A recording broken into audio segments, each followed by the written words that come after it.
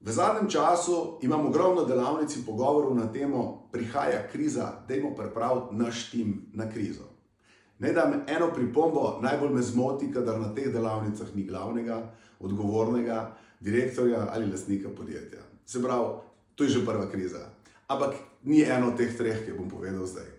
Običajno opažam v slovenskih podjetjih kriza nastaja zato, ker smo v coni udobja. Ne znamo intenzivno prodajati. Povezani z obstoječimi kupci in seveda, če je naš kupec v krizi, pridemo v krizo tudi mi. To je ena od stvari, ki jih nekateri intenzivno ne rešujejo. Ta druga zadeva je slaba komunikacija. Vodje in odgovorni običajno ne znajo dobro poslušati in sprejemati mnenja drugih ljudi. Obnašajo se kot mali bogovi z veliko napakami.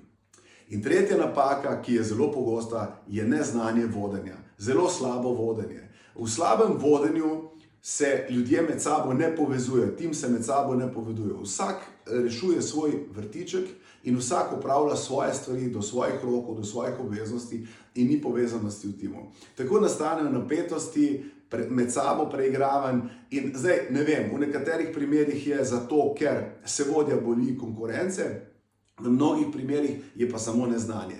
In tako ljudje okoli tega vodje ne rastejo, se podjetje ne more razvijati in je potencial omejen. Torej, kriza ne prihaja, kriza je že tukaj in da se jo rešiti. Ta prva rešitev je ta, da se usedete med sabo in poiščete rešitev, kako se lahko kdo od nas, od vas izboljša. In ta druga stvar, najamite strokovnjaka, da se pogovorimo skupaj o kakšni rešitvi, ki je za vas primerna.